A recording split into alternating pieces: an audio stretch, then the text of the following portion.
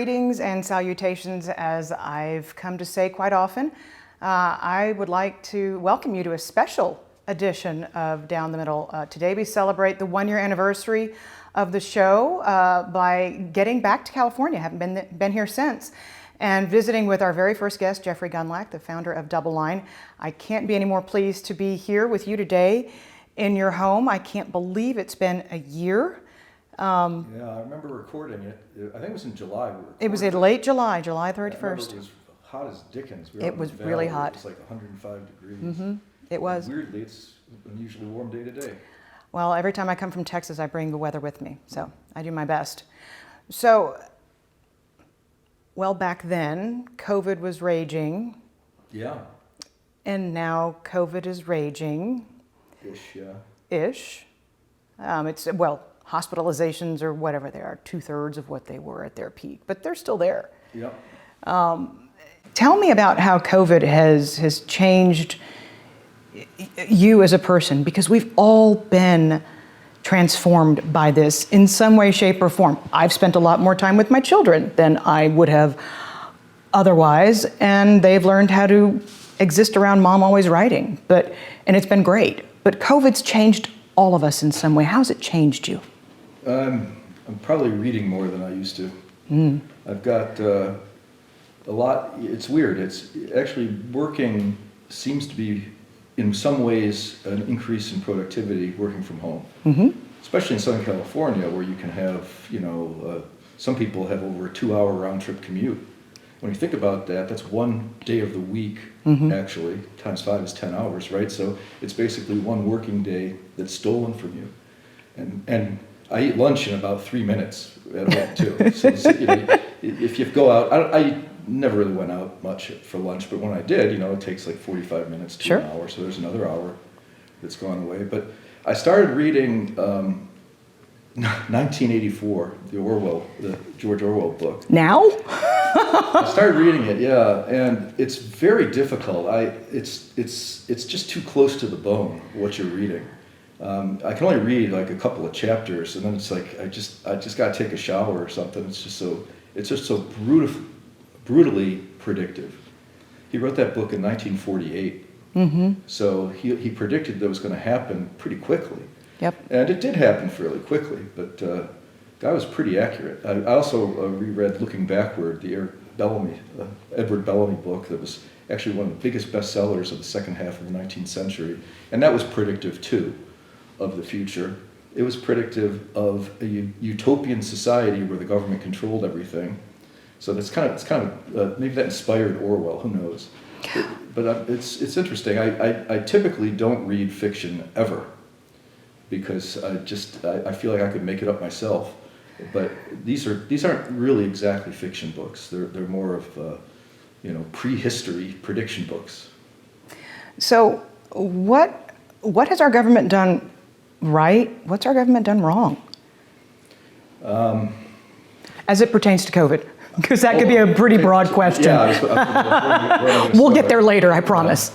Well, I think so far what may be right, because we don't know what the long-term consequences of vaccines are going to be, but clearly what President Trump did when everybody laughed at him, criticized him for doing Operation Warp Speed, right. Said it was reckless, said it was impossible that we could get them rolled out. Now, if you give Big Pharma enough incentive, a lot of things can happen. I kind of notice that Big Pharma has they have a real jackpot on their hands here. If you need boosters every 6 months, the profits are unbelievable. I saw statistics that if you take 10 of these big pharma companies, the heads of them have made billions and billions of dollars personally. So I think the vaccine rollout has to be viewed, at least so far, as positive. It turns out that it was reckless to do it because of side effects or long-term problems, then maybe people will rethink that. But that was right. I think the initial approach to distancing and barrier doing, I thought that was foolish. I thought it was fairly clear that these types of things are not going to be contacted from surfaces, but rather through the air. And we went to a lot of pains to put up. We enriched a lot of plexiglass makers. I know we bought a whole regime of that stuff for the office. Right. I don't even know if it's up. I haven't been in the office for a few months now. I've probably only been there about 6 times since we did work from home. So, you can't really criticize who knew exactly, but it was one of these things where we kind of went understandably overboard in precautions. I think the outdoor stuff was wrong. I can't tell you how the rest of the country viewed outdoor dining in Los Angeles being outlawed. I had to read that headline over and over and over again. If you want to talk about something that was done wrong, it has to do with a lot of things on the local level. Like there was a sort of mini scandal where there was this restaurant owner who put all this money into building outdoor dining. And you remember, they actually put a ban on outdoor dining. Yes. What we're talking about. And so she was livid because there was a movie production company that right next to her outdoor dining patio set up a big catering tent for some sort of TV or movie shooting. So it reveals the way local decisions are made, which has a lot to do with who you know and cronyism. And you get to see kind of the dark side. It was like Gavin Newsom going to the French Laundry when he had you can't go to restaurant owner. It was Nancy Pelosi getting her hair done when nobody else could. All that stuff I think was done wrong, but it's not because of COVID. It's because that kind of stuff is always going on. Sure. It just gets revealed. So that's kind of what I think. I think what the government did with regards to spending blindly, obviously had a very substantial fraction that was corruption, that was wasted. California admits that tens of billions of dollars are unaccounted for and just kind of gone. Amazing. So there was a lot of arbitrary stuff, but that's kind of the way it always works. So I think the biggest mistake relative to COVID, and I know this is a politically sensitive topic, but I think the southern border allowing in over 2 million people illegally, and almost like with open arms welcoming them in illegally, and obviously some of them have COVID. That obviously wasn't a very good idea, but the whole treatment of that issue has been frustrating and disturbing. So I don't think that was a good idea. But there's a whole bunch of things. The first day I think Biden shut down the pipeline, which cost jobs, tens of thousands of jobs, and the price of energy went up massively. Not solely due to that, but obviously in part due to that. So we have the inflation, we have war. Let's hold off on the war, but let's focus on inflation, because if you recall, both of us, we had modest means when we were growing up. Yeah. And, I look at the effect of the necessities of life, and you talk about consequences, because I won't call them unintended at this point. But when you talk about rental inflation and home price inflation, and how that's affected not even low-income Americans, because low-income Americans are in many ways covered, but how it's affected the middle-income earners in this country. I think we haven't even gotten to chapter, halfway through the book on the shelter inflation, because my theory is that once the eviction moratorium ends, I think you are going to see a lot of evictions. I think a lot of people just aren't going to pay their back rent, and I think they're going to get evicted, or else just say, "Hey, who even cares?" I've been living rent-free for a year and a half, and what the hell? I'm not going to pay that back. I'll just go across the street. Well, I've got news for you. Rents are going to go way up, I think, because if you're a property operator, you're going to say, there's a chance that we go back into a moratorium on evictions. And if that's the case, I've got to price that in. to my Well, there's business something to be plan. said for the rule of law. Yeah, so they're going to say, well, if I'm charging $100 in rent, I think there's I don't know, it'll vary by assessment, but I think there's going to be a 25% chance that I could lose another year of rent. So I'm going to raise my rents 10 or 20, 30%. Just in case. And obviously, there's a leading indicator of rent is home prices.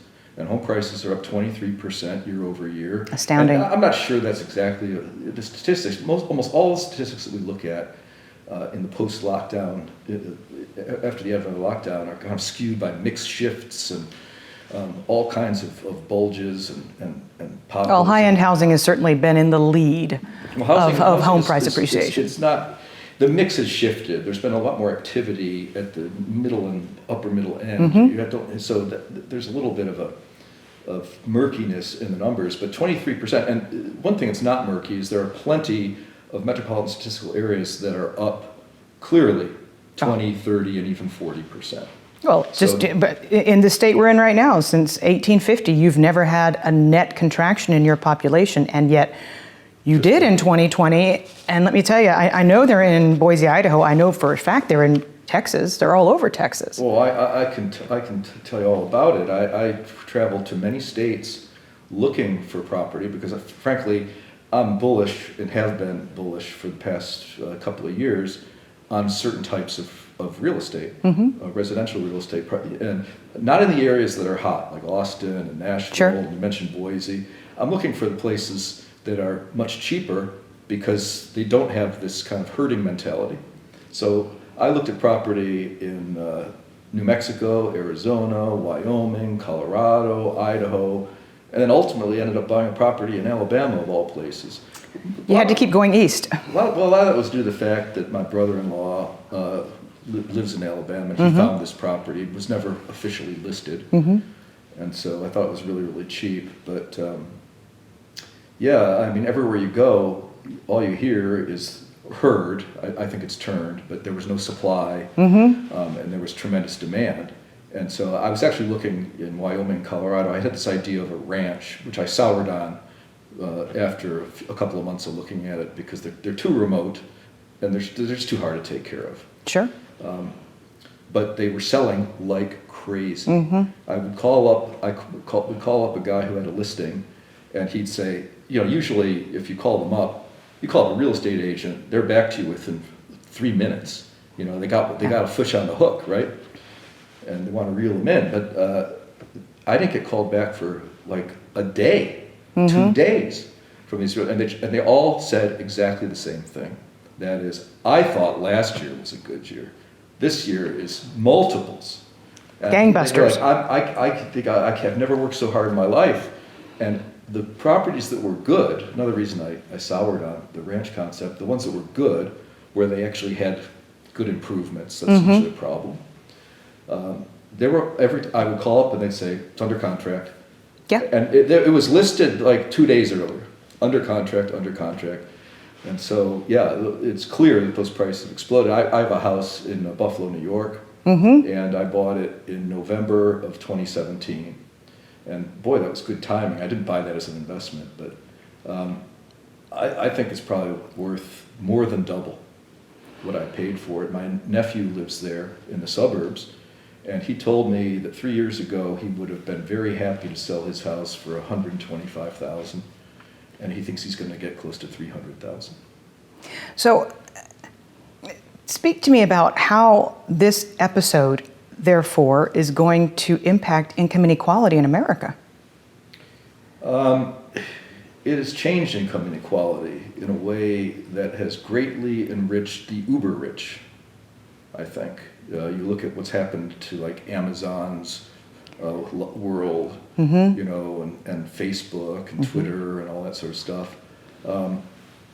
And I think it may have temporarily helped out the very, very low end. But I think we just continue to hollow out the middle. I think money giveaways have historical precedent.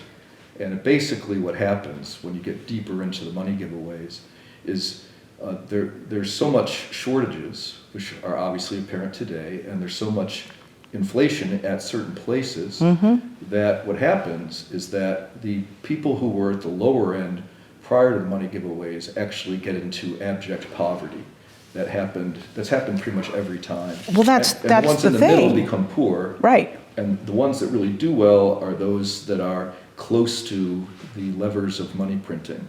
They make sure they get an extra dose one way or another, either through an extra check or under the table or through the economic consequences. So that's what ended up causing ultimately the French Revolution. Well, I was going to say, I mean, I'm jumping the gun here in terms of coming to conclusions, but how does this, I mean, what does this imply for the future of the United States? I mean, how do we turn off the spigot? How do we unplug people we've been covering their major expenses for since April of 2020 with the passage of the CARES Act? We've got a tiger by the tail. And initially people thought, well, we had no option because we were going to get mauled by the tiger. And now we've got, tiger by the tail is a funny expression. I don't think it's really going to stop you from being mauled, but it gives you the sense that you're temporarily safe. And it's going to be interesting once we let go, can we let go of the tail? Of the tail. Because it's obvious that we had momentous shifts based upon these policies, and getting out of them will not be smooth. It will have to be shifts. We already talked briefly about rent inflation, which of course means that inflation broadly is either presently understated or is about to be either revealed or continues to be understated. That owner's equivalent rent really sticks out because that's a very big component. And it's not transitory. It's never transitory of the CPI. That's a big component of CPI. And I don't know what the most recent data point was, but it's been at around 2.5% year over year. Housing prices are up 23%. And rents are up more than 2-something%, and they're about to go a lot higher. If you used, and this is overly simplistic, but it's telling, if you use 23% as the shelter component of CPI, CPI would be over 11% on the headline right now, and it would be way higher on the core because the shelter is also involved there. And so there's going to be those types of consequences. And people are feeling that. I mean, that's people's reality today in many cases. I mean, whether you're talking about apartment REITs or single-family rentals, when they're turning these new leases, they're seeing just huge numbers. There's going to be huge increases on turning leases. I think it's already running. It's all dependent upon specific circumstance, but still, it's already running double-digit. So and the Campbell's Soup Index, which is really a funny index, it's good because it goes back to the 1800s when we started Campbell's Soup. Yep. And it's just what's the cost of one can of tomato soup? I don't know what flavor they use, but I think they're all the same price. I don't even know. But Campbell's Soup Index is obviously a parabola going back to the inception. But the most recent data point was a year ago, and it was 85 cents a can. Today it's $1.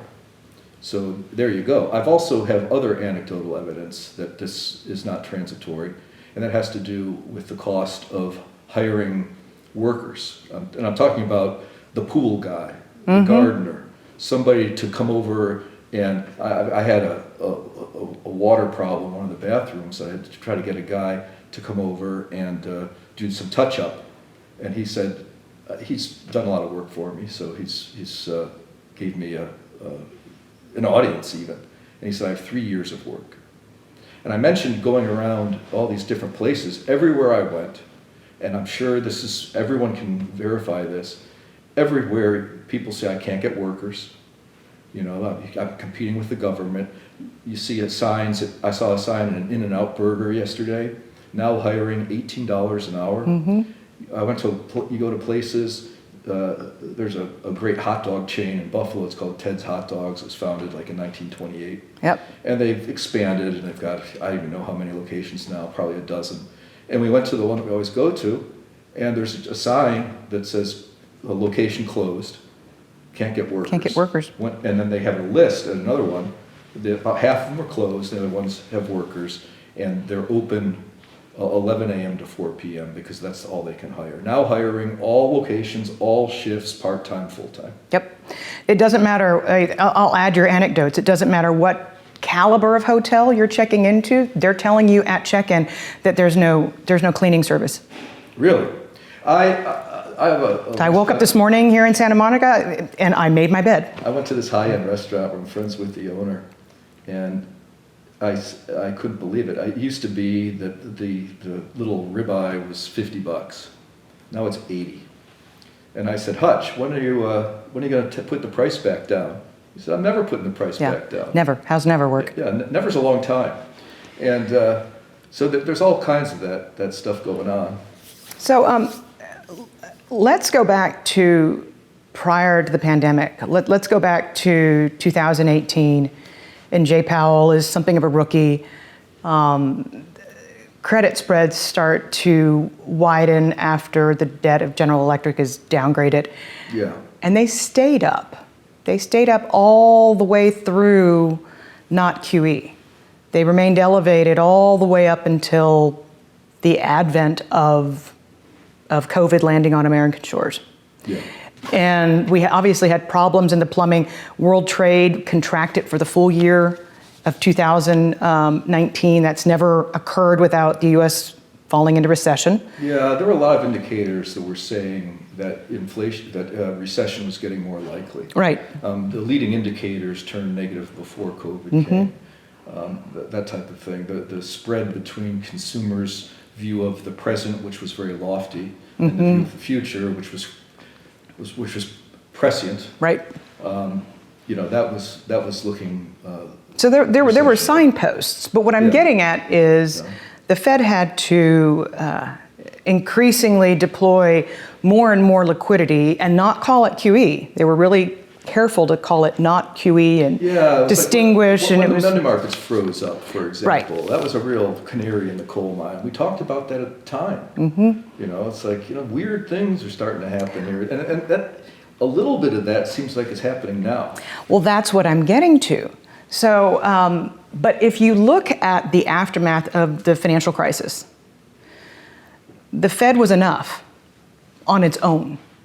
Quantitative easing was enough on its own. Yeah. You look at this aftermath, and you had to have a double-barreled approach. You had to have the monetary and the fiscal.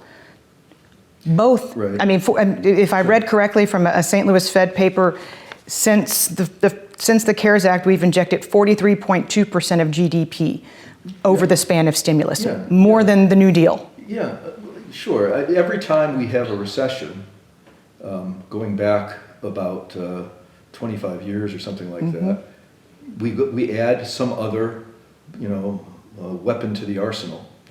And we all keep using the old ones, but we always need a new one. And every time it happens, we say, can you believe that it's come to this? And remember people thinking that the quantitative easing back in the aftermath of the global financial crisis, that was outrageous? Yep. And now, I remember when AIG, now 85 billion was like, wow. Fiscal, I just call it the explosion of the deficit. Last year's GDP officially, real GDP was -2. And this year, they're talking real GDP of about 6, some of which is inflation. No, that's the real GDP, but they don't have the inflation rate. Anyway, let's just say accept the numbers. So for the time period, it was -3.5, I think, last year, if I'm remembering right now. The point is that we're only up about 2% for 2020 and 2021 based upon the estimates for all that money that was spent. Right. So we spent, and it wasn't invested, mind you. It was spent. It was just given away, a lot of it, or corruption ate it up. Right. But I mean, I've lost track. You probably have the number at your fingertips, but the total, just the giveaways. Forget about anything else. Is it 6 trillion? I can't remember, but let's just say it's closer to 7, but yes. Okay, close to 7. Well, that right there is 30% of GDP. Unbelievable. Right? And we got, for 30% of GDP expansion of the budget deficit, we got 2% real growth. Before we go to where we are today, I want to ask you a question in your wheelhouse. kind of brass tacks. So Jay Powell came out with unheard of levels of quantitative easing. I mean, the Fed was just buying. I mean, there were days that the Fed bought $100 billion, grew its balance sheet by $100 billion in one day. I mean, I remember being a spectator, going, you got to be kidding me. Mm-hmm. Did Jay Powell also have to bail out the corporate bond market? Yes. Why? Because it was completely dysfunctional. The amount of sellers was overwhelming the amount of buyers. People were pulling money out of those types of funds, mm-hmm. and they had to be liquidated. And so I'm speaking prior to COVID, by the way. Oh. I'm speaking, when he came out March the 23rd, he grandfathered in triple Bs. Did that have to be done? Well, no, it doesn't have to be done. But it was kind of like the way that we did things with social distancing. They erred on the side of, I guess I would call it, a twisted form of caution. And there was a real fear. There was, I've got to tell you, I've lived through a lot of stuff. I've been at this almost 40 years, mm-hmm. and I've lived through a lot of these. The sentiment and the panic that was in the credit markets, corporate credit included, was at a level that I've never seen before. There was actual reporting back to me from some of my investment teams that in certain sectors, the bid was zero. There was no bid. And there was actually moments where there was no bid on some treasuries. That is correct. So in Asian trading, I remember... they didn't have to do it. There would have been incredible amounts of downgrades and bankruptcies if they didn't. Would that have been a bad thing? No, it wouldn't have been. Well, it's a question of short-term versus long-term. In the short term, I guess it was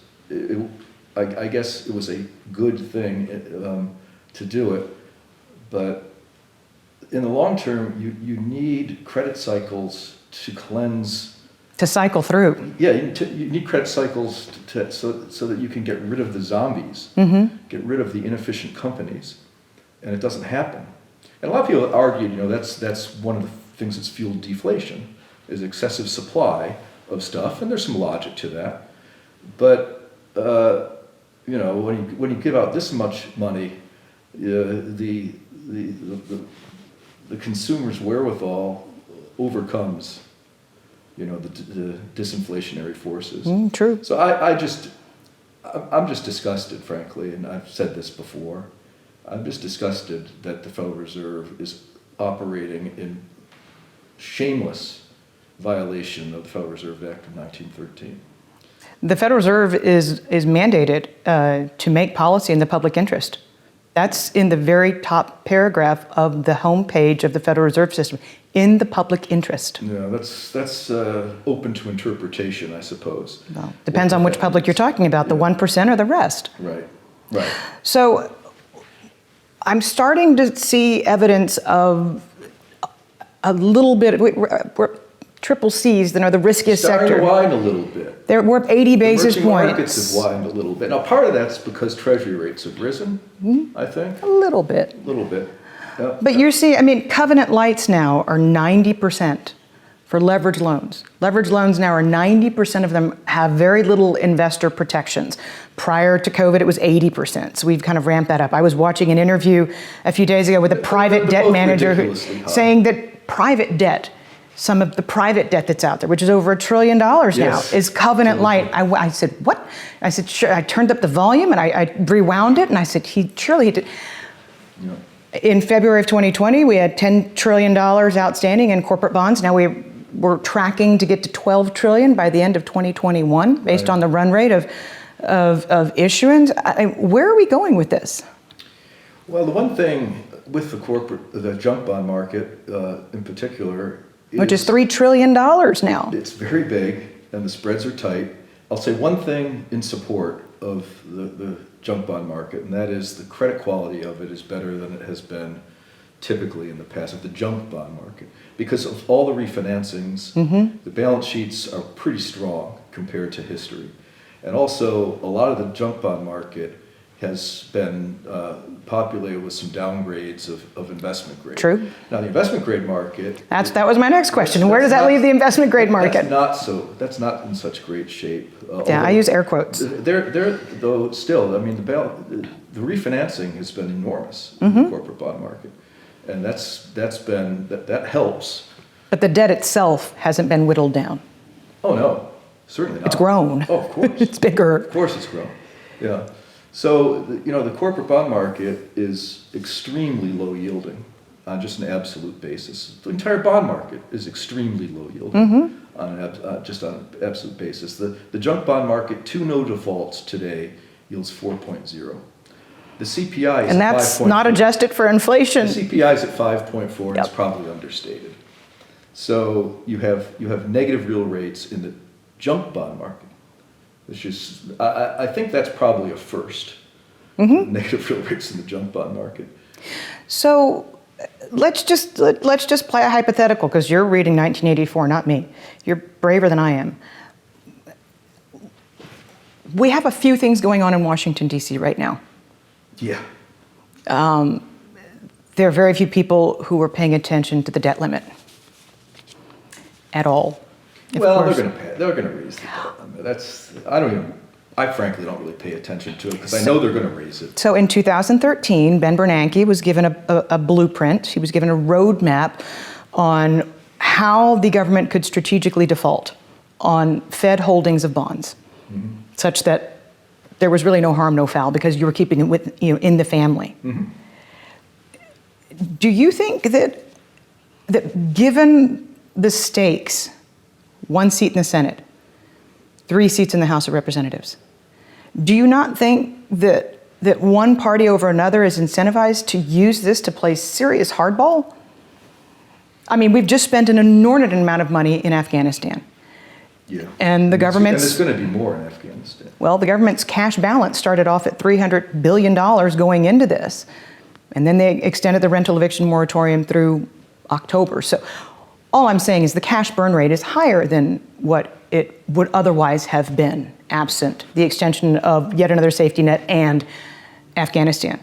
But if you're Mitch McConnell, what is your incentive to play ball, to raise the debt ceiling in order to facilitate $3.5 trillion to expand the social safety net by soaking the rich, theoretically, which always ends up getting middle income earners tax-wise, and raising corporate taxes and buying votes of progressives? What's your incentive to go along? I'm just asking a hypothetical. Your only incentive is that to not raise the debt limit. By $7 trillion? It's almost sacrilegious to not. That's what Janet Yellen says. Yeah, I know. I'm not saying I believe that. I'm saying that's the way the politicians think.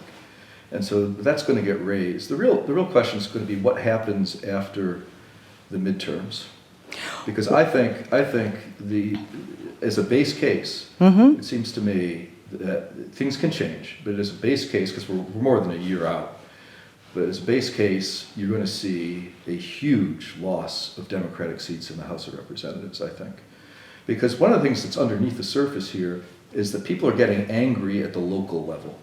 They're angry at the teachers' unions and the school stuff, right? They're angry at the lockdowns. They're angry, and what makes them more angry is when the local decisions are made in accordance with largely the wishes of that local community, and then they get reversed out of Washington, D.C. And so that makes people want to get rid of the bums who are at the local level, which is the Congress of men and women. And so I think the way they express the anger of their local decisions being upstream to Washington, who reverses what they want, the consequence of that is going to be voting out a lot of people. So we're not going to have this sort of 50-50 Senate, which they are able to get things done, do everything on reconciliation, it seems. And they got a little bit of the edge in the House is going to go away. The Senate, I'm not sure, because that's less of a local level. But that's going to change. And so I think the Democratic leadership knows that that's a serious risk. And so they're going to want to get every possible thing done, if they can, before the midterms. And so that's why they're sprinting as fast as they can to get this stuff through. But yeah, I see that being one of the biggest problems, is that it's pass it now and figure it out later so that you can get a piggy bank of this $3.5 trillion is the one that might be the one that breaks the camel's back, because it's just completely like undefined and doesn't seem to have any real purpose other than a slush fund. Right. So with that in mind, and we'll agree to disagree about the debt limit, because I think that I think the Republicans have a real weapon to carry them into the midterms. But we're both coming to the same conclusion after the midterms. Yeah. Which brings me to my question, can the Fed go it alone? No. Let's just say that we're starting to see rumblings in the credit market, and nothing's going to happen overnight, but we're starting to see a little bit of risk aversion pop into the credit market. So if you're talking about a change of leadership, a little bit like the widening in the fall of 2018. A little bit at this point. Mm-hmm. You know, and the way that the damage occurs, it's like in the Sun Also Rises. There's this thing. How did you go bankrupt? Bill asked. You know, and you know it's like first slowly, then all at once. I don't see necessarily a fiscal bailout of the magnitude that we've just seen. I don't see it repeated. If you repeated it, you would have serious inflation problems. I mean, serious inflation problems if you repeated that. Mm-hmm. The first stimulus was largely pay down debt and save, because people had no clarity of the future. Yep. They were scared to death. True. They thought they might lose their job. The second one had largely the same characteristic, but the third one started to get spent. Mm-hmm. Because people are now starting to factor into their management of financial management that this is going to continue, and if it's going to continue, well, then you can spend it, or right. if you've paid down your debt. I mean, one thing that's fascinating about all of this is when the pandemic started, the things that were most at risk and most people were most fearful of were like credit card receivables, airline leases. And all that the household debt cycle, the credit cycle. But household finances, in terms of delinquencies on credit cards, they've never been lower. Right? So if you took this stuff away, it would have all kinds of negative, GDP type of economic consequences. Just to start with, your deficit would be smaller. And that would turn the positive in GDP into a negative in the delta for GDP. So, yeah, like I said, got a tiger by the tail. And people have made this analogy, and it is almost like eerie, the similarity between, turned out getting out of Afghanistan wasn't so easy after all. Now, maybe we didn't do it in an optimal way, so you could make the argument that it didn't have to be as messy as it is. But it's sort of like getting out of this isn't going to be easy. It's so strange how they're contemporaneous with each other. So let's shift gears for a second to what's happening on the ground in the economy. When you start to see that car sales on a unit basis are going to decline for a fourth sequential month, 500,000 units, 4 months in a row. I mean, car lots are not empty. There are cars, and retail sales look like they're slowing. The home market looks like it's turning. It's just too expensive now for most people. If you took the stimulus away, the housing market would have serious problems. So people talk a lot about the fiscal cliff, but very few people are talking about the demand cliff. Right. The thing is, you mentioned the housing market. Back in April, which I think was the peak. Mm-hmm. It was the peak. Market, there was nothing for sale. Mm-hmm. There were regions where there were 3 times as many real estate agents as there were listings, which sounds bad if you're a real estate agent. And inventories, got down to the lowest ever. They're still really low, Right. but they're rising. I was in Buffalo. I was wary of these types of anecdotal things being extrapolated, but I think this one, it's valid. I was in Buffalo in April, and I did not see a single for sale sign. There wasn't one. There were some sold signs, but there were no for sale signs. I was back there in July, and there were a lot of signs because the prices are high compared to what people think about. Right. And you look at the affordability indices, and they're pretty close to the levels that some of the highest levels in terms of lack of affordability. Right. Than you've seen. And the old adage, which has some truth to it, is the cure for high prices is high prices. High prices. And you're getting pushback. The surveys that say, is this a good time to buy a house or a car? It's at sort of one of the worst levels ever. Is it a 40-year low? No, it's not a good time. Yep. And that's how people feel. So, I think the housing market is sort of peaked out. It's at a high level. I'm not so sure it has to decline as long as interest rates. See, you said, you talked about, can the Fed go it alone and all this stuff? Can we do one more of these things? The real question is, when and if ever, will the Fed allow the free market to set interest rates? Because that doesn't seem to be happening right now. I can't imagine why somebody would want to buy a junk bond with a yield below the inflation rate. And that's obviously predicated on the Fed being at zero for forever. Who knows, as far as the eye can see. And I think they've been stealthily doing yield curve control.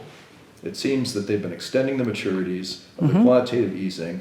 So it looks to me like we had the 30-year Treasury bond got up to 2.5 yield back in March. And now it seems to not want to go above 2. Yeah, it's hit a ceiling. It'll go above 2 for 5 minutes intraday, and it'll close at 198. And You don't believe in coincidences? yeah, and it's about 187, I think, right now. And it seems like they're trying to cap it at around 2%. And the one thing that's a funny conclusion of all of this is that as incredibly high as the stock market is on a historical valuation basis, using PE or Dr. Shiller's CAPE ratio, price to book, whatever have you, it's actually below average valuation versus Treasury bonds. Shocking as that is, one of the highest P's of all time, and it's actually below average on a relative comparison to Treasury bonds. And so that the Fed is by doing that yield curve control, it's another tiger by the tail. We have historical precedent for yield curve control. It's from the late 40s into the mid 50s.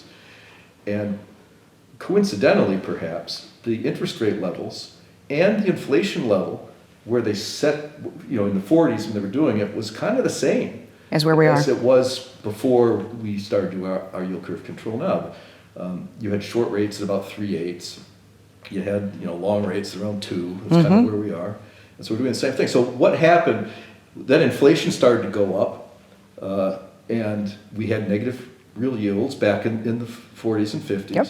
And they kept doing the yield curve control, and people said, well, this inflation's not good, it's going to be transitory. And there were some inflation bumps in there. And then when they stopped doing yield curve control, they let go of the tiger's tail. Well, that started a nearly 30-year bear market that took rates from 2% to, on some vehicles, 20%, but on long rates, 14 or 15%. And so that's kind of the setup that we have right now, is that we're set up for that. Now, will they control for 8 years? Maybe.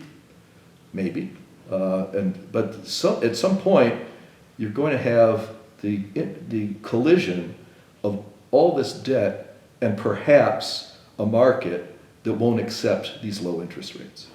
And that's the thing. People say, well, we don't have to worry about the debt because Japan has more debt to GDP than we do, and they don't have any. Well, that's because their rate is at 0.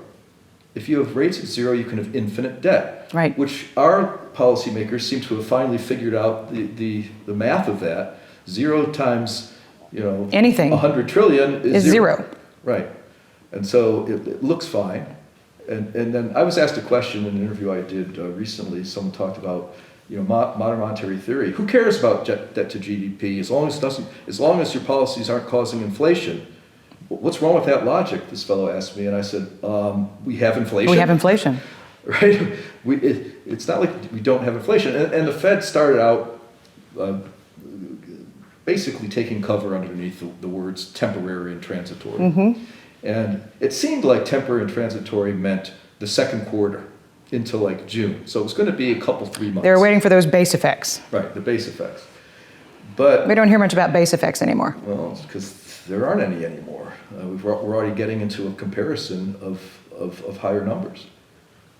Right? And so then transitory turned into, felt like 6 to 8 months. So they sort of doubled. One of the Fed district presidents defined it that way, maybe 9 to 12 months. So, yeah, I think now we're talking 9 to 12, Mm-hmm. and I think it's going to end up going to like 12 to 18, because most people, we have a fairly simplistic inflation model that's been surprisingly accurate for its simplicity. We knew that inflation was going to go above a 4 handle.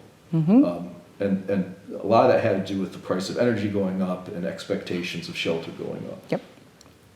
Which is Fed data. I'm talking about headline CPI. We didn't see in our model a 5 handle. But now the model continues to believe that we're going to have a 5 handle on year-over-year CPI headline every month, except maybe year-end, where we think it's a coin toss whether it starts with a 4 4 or or 5. So that's going to be about 8-9 months of transitory, so-called. And so we'll see. But inflation hasn't been transitory, and it doesn't appear that it's going to be. So you've talked a lot about inflation. You haven't talked any about stagflation, which it's starting to feel like This feels a lot like Jimmy Carter. And a lot of people started to use that metaphor. I think I was the first one, because we now have what appears to be a potential hostage crisis. We have what looks like elevated inflation that's not going away, Mm-hmm. right? And without forever stimulus, we're going to have a downturn in economic activity. Right. That's why there's a demand cliff. Everybody has been basically saying we've got this pig in the python, which is the stimulus and lockdowns, but it's all going to go back to the same sized python. But nobody in 2022. Nobody can tell you how, though. Right, in 2022. So everybody expects, we had the jump, the effect of the stimulus propping up GDP to a big number in the first quarter, mm-hmm. and then it's a little lower in the second quarter, and it's supposed to be lower in the third and fourth, and then it's supposed to magically just be 3% real growth in 2022. In perpetuity. I just think it's almost mathematically impossible that you could even ramp down the stimulus and not have negative economic growth. We're already seeing it. I mean, I've been researching this term fiscal thrust, because now the thrust is going backwards. Yes. And you're seeing red bars instead of where you saw green bars. And it's a real depressant in terms of if it's not replaced. And again, Sure, it's factored into the economy. And the type of stimulus they're discussing is what, spread out over 8 or 10 years. That's not money injected into checking accounts. It's a different kind of stimulus is even being contemplated. And then one of the effects of the lockdowns and the inflation clearly has been, especially around here, a rampant increase in homelessness. I don't know if you drove downtown, but you won't recognize it. There's tents everywhere. There's a federal property that's in a very nice area. It's off of Wilshire Boulevard and San Vicente. Mm-hmm. And because it's federal property, there's tents all over it. And I think most of them are veterans. We've got a similar situation in Austin. And the homelessness is through the roof, and therefore... And this is prior to the rental eviction moratorium. That's right. Running out. Right. And crime is just off the charts. Mm-hmm. It's hard to believe that they've made it legal to steal from a store $950 worth of merchandise here. You will not be prosecuted for stealing $950 from a store. You've seen the videos of people just Oh. brazenly going in, Yeah. and filling up a garbage bag and riding their bicycle out of the store, and nobody stops them.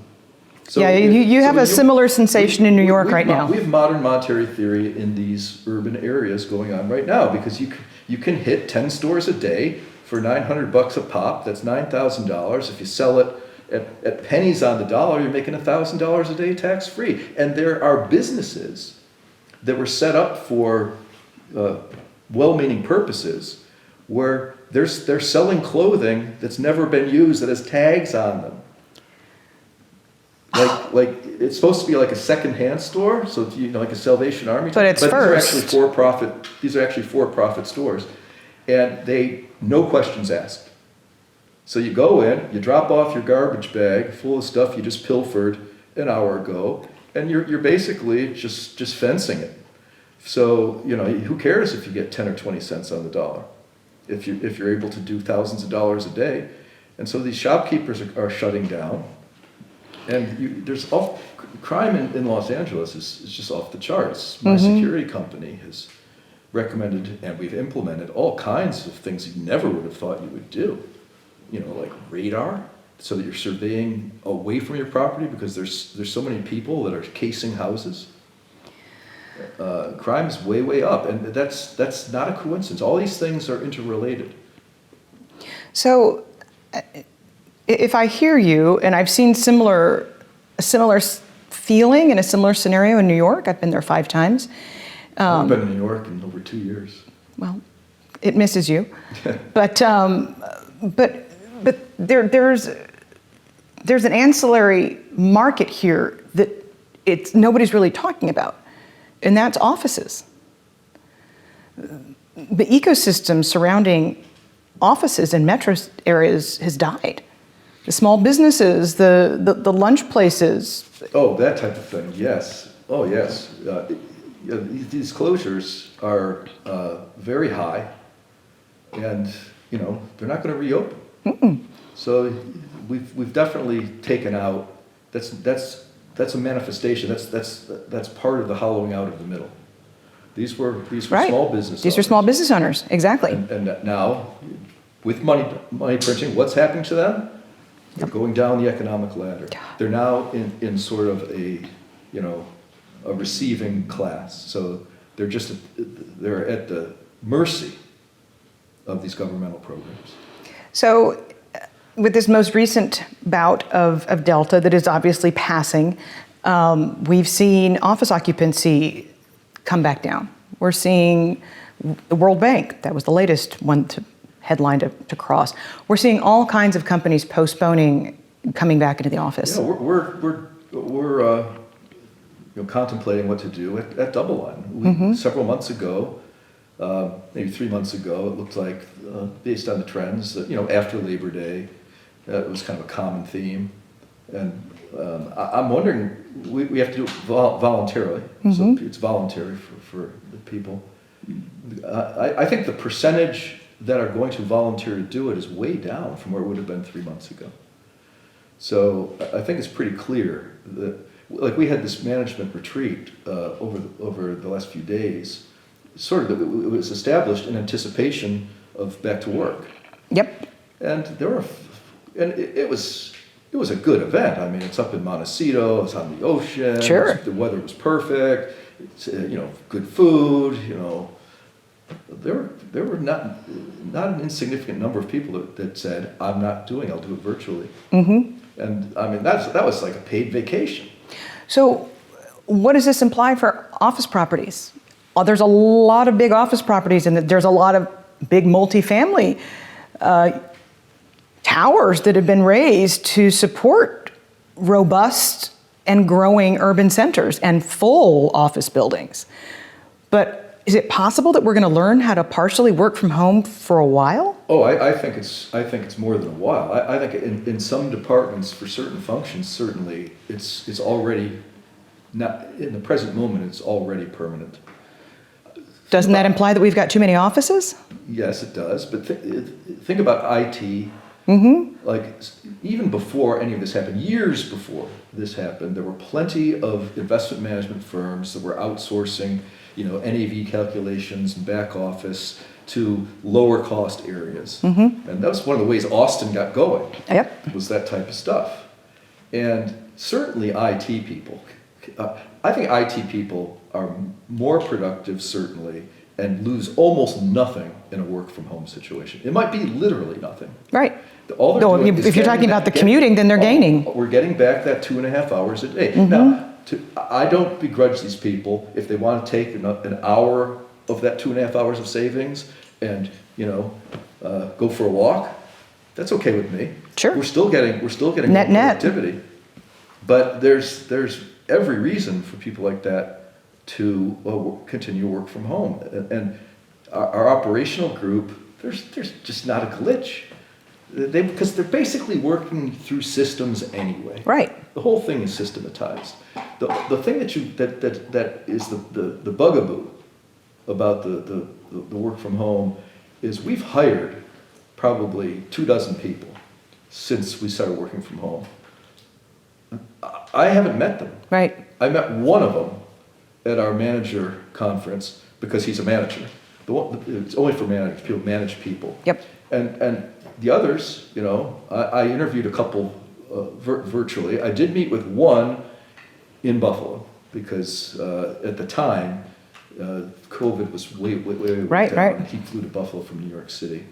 So I met 2 out of the 24, and it's very difficult to train people on the processes, the culture. The culture. I mean, that's something that can't be, To give them further opportunity. It's much more helpful at the office. And of course, collaboration when it comes to spontaneous collaboration, which in investing money across many asset classes and across the world, you have many teams, spontaneous communication and creativity is valuable, very valuable. Right.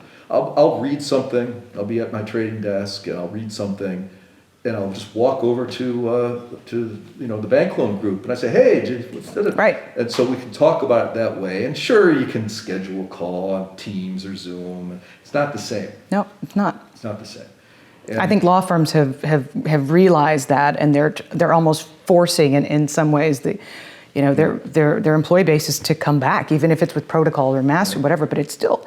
We have the same meetings. We have more meetings now because you have to replace the spontaneity, and you do that by setting up. I would almost say a redundant number of meetings, so that there is that chance. You schedule some time where somebody might have something spontaneous that they thought of to bring to the party. We didn't used to have an executive committee meeting 5 days a week. We had one like every two weeks. Right. Now we have one pretty much every single day. And obviously since that's a redundant number of meetings, sometimes they're 10 minutes. But then sometimes we'll get like an hour. We have investment committee meetings and macro meetings, which we used to do spontaneously in a certain sense, and then we would have a formal meeting, once a week, and then for certain other subsectors, a really detailed thing once a month. Now it's 4 days a week, the same thing. And the macro meeting, which I just did today, is almost always 2 hours. And it's really long.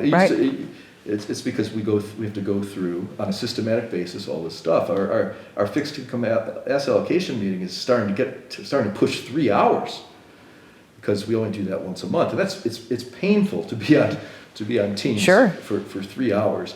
And of course, another negative of the work from home and the Teams or Zoom sort of situation is people can just turn off their camera and go water the lawn if they feel like it. True. I started a pretty funny technique. I stumbled across it by accident, and that is, one time I forgot to hit the disconnect button, and so I went back and booted it back up like 20 minutes later, and there's still a bunch of faces there, which means they weren't really in the meeting. Right, exactly. They were in it because they didn't know it ended. Right. Wow. Right? Which is a really good way of kind of stealthily understanding who's contributing and who That's isn't. right. First of all, they don't say anything. There's people that just don't say anything. We talked about this last time, that it was a good way of identifying. Yeah, and actually, and we've had some changes as a consequence of this. Well, so speak about an outgrowth of that, because not a lot of people are talking about the massive investment that a lot of companies have made in accelerating automation. I mean, this pandemic is, again, you learned which of your employees were productive, which weren't, and you also learned, well, gee, I don't actually need a human being to do this after all. Yes. Yeah. And separately, will business travel budgets ever go back to where they were? Never. There's no way. It's when I think back of what we used to do in the 80s, dating myself, and the 90s, it was insane, the stuff that we would do in terms of business travel. I countless times flew to, say, I remember this is always top of mind for some reason, to Minneapolis for one meeting. Fly to Minneapolis, and the meeting is like 20 minutes. And that was just the way the business worked. You would get a call on, it was frequent. You'd get a call on like a Thursday, and we have a committee meeting, we want you to present in a week. Yep. It happened all the time. But you had to check. Fly over there, so you blow a whole day flying to Minneapolis, then you got your meeting, and you fly back. That's 2 days that are gone. And we used to have so many people visiting the office, and I don't think even half of them are going to do that anymore, because it doesn't seem that the cost-benefit analysis is nuttily opposed to continuing that activity. And so you can definitely do that stuff, and so it'll never come back. We saved, it's interesting how much money you save. Well, that's the thing. That's my point, is once you automate, once you save money on business and travel, I mean, once you see that go straight to the bottom line, you're never turning those switches back on. And our management conference, we had, 75 people there or something like this. And it was not low budget. It was like paid vacation at essentially a resort in one of the best locations in the world. And it wasn't cheap, I'll tell you that. I was shocked at how high the hotel rooms were. Talk about inflation. I was shocked. I mean, it was probably triple what I expected. It was unbelievable. And yet, with all of that, it was less than 1 month's cost of business travel in pre-pandemic. Wow. It was less than a month. That is perspective. That's amazing. I could not believe how high the rooms were, but it didn't matter. It was basically, if it's sporadic, right? And we have just tremendous savings on the travel, and I don't think people really are all that anxious to fly across the country for 2 meetings when there's some efficiencies without it. And I finally did have a client come. And we went out to dinner. This was like 3 weeks ago now. It was the first time that had happened since the pandemic started. Well, it must have been a good dinner. It was good. This fellow, he's kind of a friend of mine. I call him a client, but we've known each other for 20 years, and so we just like to share views and stuff. But it felt weird. It was like, you sort of forget how to order. Sure.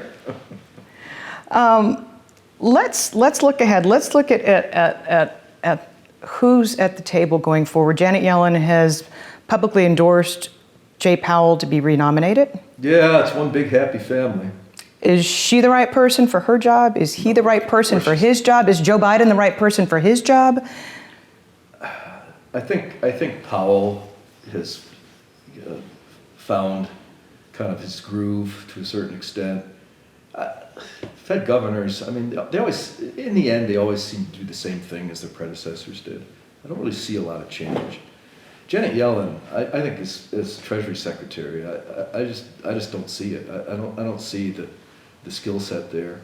Would she be able to do a not QE? Would she be able to handle a financial plumbing? She's just going to push the go button. You could just have a computer. You just say yes. You just go along with it. You know, that's it. And then, you know, I don't know. The presidency ages people really quickly. Biden already looks substantially older than he did last November. My theory is that it speeds up your aging clock by a factor of about 4. So in 4 years, they age about 16 years. Maybe it's 3, maybe they age 12 years. But if that's the case, Biden has already aged a couple of years. And, you know, it doesn't look good. I mean, it looks like, I should put it this way. I don't want to get political, but I wish I had a president that didn't have to read crib notes at press conferences. That's not a big ask. I like that. You tweeted that out. Yeah, it's just not a big ask. Right. You know? So let's not make it political, but let's take the example of how Afghanistan has been handled. And looking back, again, this is prior to the pandemic, growth in China had slowed to a 30-year low. Not anymore. How has the U.S. stimulus has been great for China. Okay, I mean, so you know the stories about container shipping, that they've gotten to the point where they just ship them back empty. well, we've been dead. I mean, from here, from Long Beach, from Los Angeles, they've deadheaded back all these containers, and now China's sitting on all these empty containers. Doesn't that put them in the catbird seat? When they report import-export prices, which are through the roof, I think that's, I'm told that that's a pretty clean measure of inflation, a lot cleaner than CPI with its adjustments. Does that include the cost of shipping it? Do they? Does import prices include the cost of shipping it? I don't know. I actually have no idea. I think it doesn't. But I don't think it does, no. I think it doesn't. That means... No. I know people in the industrial world, and that's a whole separate cost center. Even though I think its export freight prices year over year are up 37%, that doesn't include, I think, the cost of shipping it. 37%. It's just unbelievable. The PPI has gone up on average 1% a month this year. I mean, that's Carter-esque. So anyway, I took you off your point. Well, but however, no, you didn't, because our response to the pandemic has kind of pulled China out of its morass. Right now, its industrial sector is leading. What was China's GDP for 2020? I think it was like some crazy number. I think there were quarters in there that were double digit. There were. You know, so it's the strangest thing, because it's the economic winner in the pandemic is potentially the country that maybe unleashed it. Yep. Whether or not it's intentional, I doubt that. But we do know that they knew it existed for it seems like 6 to 8 weeks before they signed the trade agreement. So. Yeah. But more to the point, go back to Afghanistan for a minute. If you're Xi Jinping and you're watching how this is playing out, and you've got your eyes on Taiwan, or not, you have to be in the right position, or not, how do you approach your relationship with the United States, given that 2 years ago you were back-footed, and now you're not? You're thinking about China? Well, I mean, China sent their people over to Alaska, and you were supposed to have a 5-minute prepared thing, and then you were going to have a dialogue. And the Chinese official came in, and I think he went for way more than 5 minutes. And all he did is say, "Who the heck are you to lecture us on human rights, where I can't pick up a newspaper, turn on the TV, and not hear about all of the human rights abuses in the United States? You know, with all of your racism and all of your, white supremacy and all of your, other stuff." Interesting point. And Russia pulled the same thing. And it's obvious to me that we cannot possibly defend Taiwan. I can't see how we could possibly. That was my question. I don't think it's possible. First of all, we don't have any money. we don't have any, we haven't built our productive capacity at all. With this GDP has a lot to do with buying Chinese goods through Amazon. Sure. How is And that financializing the country. How is that U.S. GDP? Right. How is that GDP when you take all of this, 70% of GDP supposedly is consumption. If it's just Chinese goods, that consumption is bogus GDP. Right. So And the other effort has gone into financialization as opposed to productive ends. Yes. So I don't see any way. The other problem that we're having, and again, all these things are interconnected.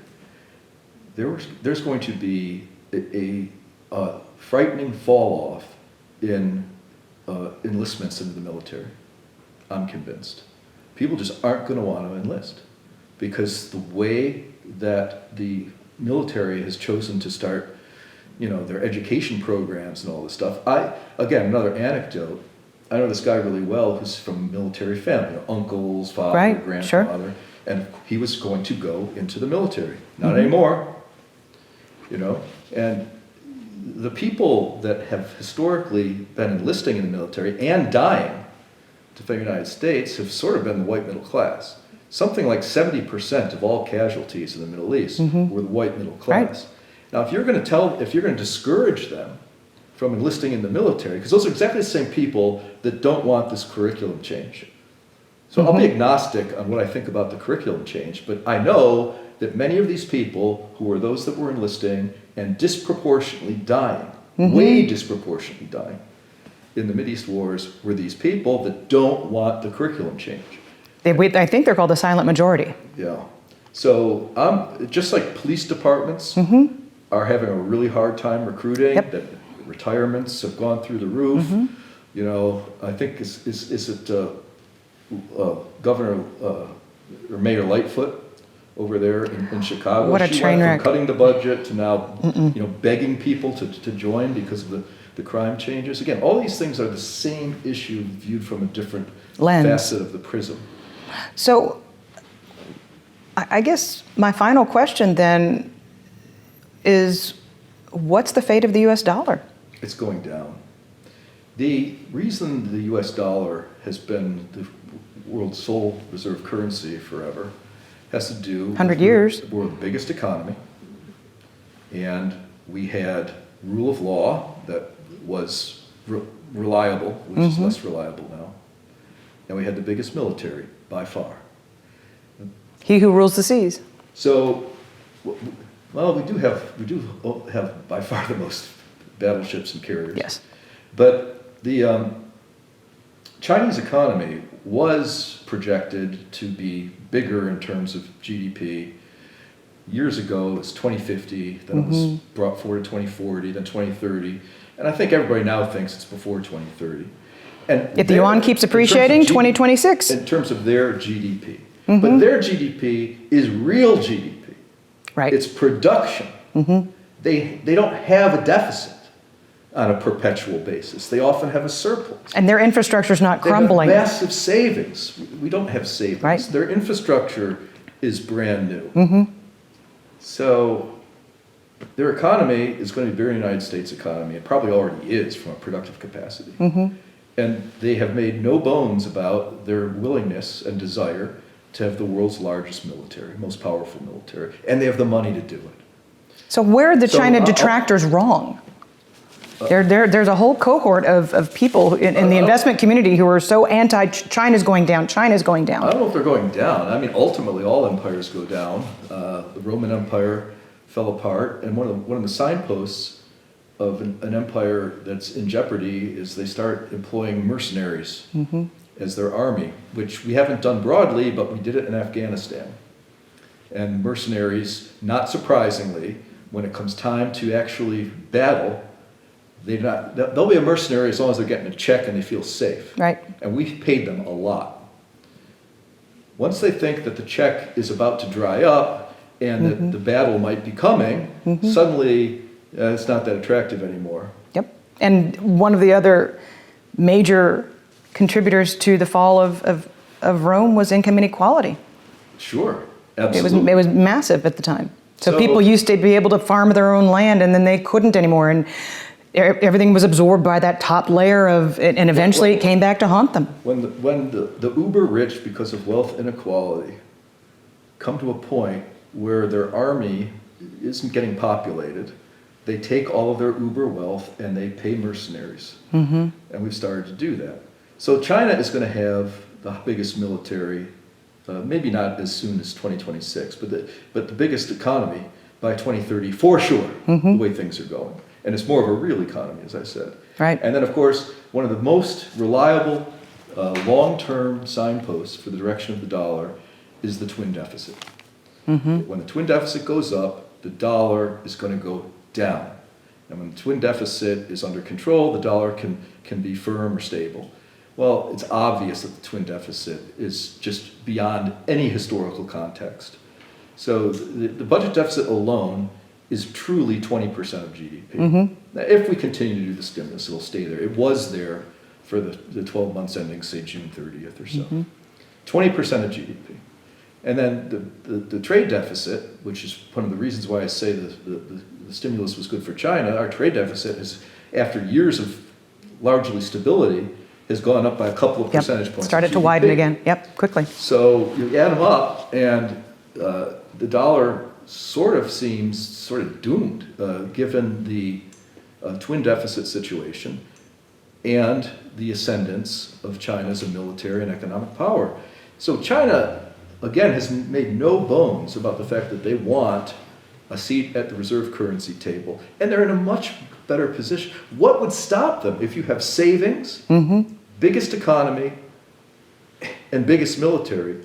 Why aren't you? And internal productivity. Why aren't you the global reserve currency?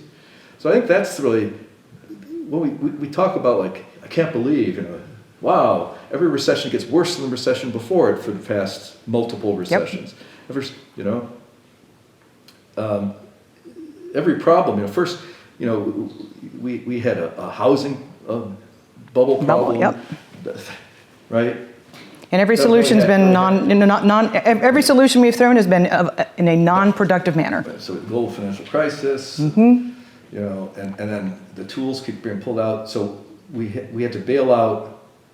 We had to bail out the auto companies, then we had to bail out the banks, and then we had to bail out the people. And then we sort of had to bail out people and sort of the Fed. Yes. Sort of the Fed. And so I don't know if are we going to bail out the next one? I don't think so, because I don't think we can bail out the dollar. Right. And that's why I think it's the number one investment theme for true investors. I'm not talking about people who have to report quarterly to institutional clients and answer ridiculous micro questions. I'm talking about people that are investing money for their retirement, and they know they're not going to really make many changes. I think they should be. One of the things that I did, and it felt, when you do something, when you change course on something that you've been steadfast in the same position for like 10 years, it feels really weird to make that allocation. Sure. It just feels foreign. And I bought European stocks, sold U.S. stocks to buy European stocks in one of my funds, because I really think you're going to be better off on the currency trends. I'm talking about U.S. dollar-based investments. Plus, their stock markets in Europe in particular have stopped underperforming for over a year now. Emerging markets are still really dicey. Emerging markets are underperforming by a lot. And so if you look at U.S. equity performance versus the world, it looks really strong, but it's only because of emerging markets being weak. It's European stocks have matched U.S. stocks' performance now, step for step, virtually, with some day-by-day volatility, but almost step by step for over a year now. And so, weirdly, I own European equities, which has a funny feeling, but it's not really working, but it's not working. And I think ultimately that will work out on the dollar translation. And as long as it's not working, it's not even uncomfortable. Would you own the yuan? No, I wouldn't. I'd be afraid of some sort of authoritarian confiscation, something. Yeah, it's kind of like, I always say, I really don't want to buy real estate in a foreign country, Mm-hmm. one that has a history of bad actions, because you don't really own it. So we'll wind this down. I did see your props for Charlie Watts. I have to say, That was great. my favorite drummer. So, and your Well, observation that he Ringo made it Starr's- look seamless. He made it look easy. Simple, yeah. His drumming was incredibly. It was had a spareness to it, an essence, and he had a weird style. It's where one of the things he did is when he would hit the snare drum. Usually, he'd play the snare drum, the hi hat. Yep. He would not hit the hi hat, baby. He would do that a lot, and it created a breathing space in his drumming, and he was incredibly restrained on all the fills. They would just be and not all that flashy stuff. So they were they hit the scene contemporaneously. Another great drummer who was really underrated is Ringo Starr. Really underrated because he created more innovative rhythms and introductions and licks. You can tell from the intro drum thing exactly what Beatles song it is, like She Loves You. Yep, that's true. I never thought about that. Right? And there's so But I was many. raised on the Rolling Stones, not the Beatles. So, I liked them both. well, I mean, what's not to like about them both? Yeah. But But for Charlie me, Watts was, yeah. I couldn't believe when I saw that he was 80. So, how could Charlie Watts outlive Keith Richards? I know. I mean, is how that impossible is that? I mean, physiologically, that's I just guess- a modern medical miracle. I guess with all of that, he's sort of embalmed or something. I think he's had all these transfusions and what have you. Yeah. One more thing really quickly, and then I'll ask the final question. NCAA playing college players. The Supreme Court allowing NCAA players to get paid. I mean, where I am in Texas, things are just going nuts. Teams are going left, right, in between. We're changing conferences. Conferences are blowing up. What do you think about this? I'm kind of in favor of it. I don't have a strong opinion about it. That's not an issue that I follow very closely. But it seems to me that universities should not be allowed to make billions of dollars or millions and millions of dollars off of somebody else's work. So from that perspective, I'm sure it will have all kinds of ramifications. We're a nation of free But it's agents sort now. of like, universities do all kinds of stuff. They hire, graduate students are kind of like forced labor. That's true. They pay them almost nothing. Right. They put them into these classrooms. They teach them at a fraction of what a professor gets. And so, it's funny. People talk about the negatives through history of forced labor and slavery and all that. But when you look at it, it seems to me that every single major power that was dominant in their day, well, a lot of them had forced labor and slavery. Yep. And China sort of has forced labor right now. And even capitalism is a cousin of this. Because what is capitalism? You pay people a certain amount of money, and they create for the company more than they're being paid. That just fundamentally has to be the premise. That isn't exactly forced labor, but it's not terribly far removed. It's a cousin. Yeah. And so what people don't understand is empires will always have this characteristic. Always. What people don't understand is that the Germany, when they came to lead into World War II, one of their strategies in World War II was basically take people over so you can have forced labor. Right. Because that's how you maximize your productivity versus cost, is you exploit somebody. And it's interesting. People are trained to associate attributes to simply words, nomenclature. When you really look at it, it's always this tension, and it will never go away, between a company, going to the top of its field and sort of what they pay people, Right. who they're exploiting. So you asked me, what did I learn? First question from COVID. That was one of the things that I figured out, what I just talked about. because of COVID. Well, let's end this on a super, super high note. All right. What are the Bills going to do this year? I think the Bills will win the Super Bowl this year or next year. I don't know about this year. That's kind of their window. It's so hard in the NFL to keep your team together. Wait, isn't the Super Bowl?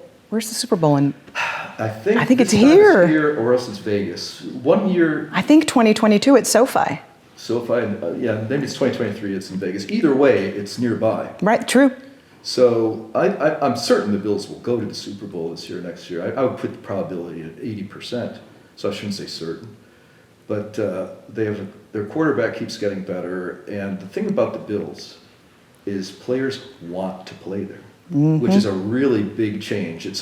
That's really that's half your battle. It's a really big piece of making it to the top. Because for years, when you're a loser, you don't make the playoffs for 17 years in a row. People go, I was drafted by Buffalo. Yeah. Oh God, But not only people love playing there because the cost of living is still relatively low.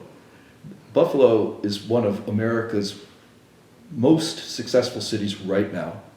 It's incredible what's going on there. Yep. It all has to do with the fact that it was in such a bad place that, we'll put it this way, it was in such a great place in 1900, richest city per capita in the country, which creates tremendous building with tremendous architecture. Then it went downhill for decades, and they didn't have enough money to tear them down. By all rights, a lot of these old buildings should have been torn down. There was something called the Continental Building, which was vacant for decades. And I know the guy that bought it, and he bought it for basically zero. Yep. And he put the money into it, and it's now a very high-end boutique hotel, and there's tons of this stuff going on. So the city is vibrant, there's people coming in, and now the team's winning, and the fans, well, everybody knows about the Bills fans. Yeah. They're just crazy. I don't even like going to games there. People are so they're nuts, So all that's going on, and so that's a really big positive, and the players. People can't understand. Buffalo is a very, very small place. Everybody knows everybody. Everybody has largely the same experience. In LA, people that live in the Valley have a totally different experience than people that live in the South Bay. But it's not like that. So I'm a huge Bills fan, and I suffered all the way through all those years, and I think they're finally going to win. It really comes down to, for this year, and the whole thing turns on their defensive line. Did they make moves that will get a pass rush going? 'Cause that was kind of their Achilles heel. They were giving the quarterbacks too much time. As we saw in the Super Bowl, the Tampa Bay just had a pass rush, and Mahomes was just flummoxed. He didn't know what to do because he didn't have enough time, and the pass rush was so relentless. I was actually at the Super Bowl. The Bills went to the AFC Championship, and just in case they went to the Super Bowl, I want to make sure I had a ticket because I knew it was going to be curtailed availability of seats.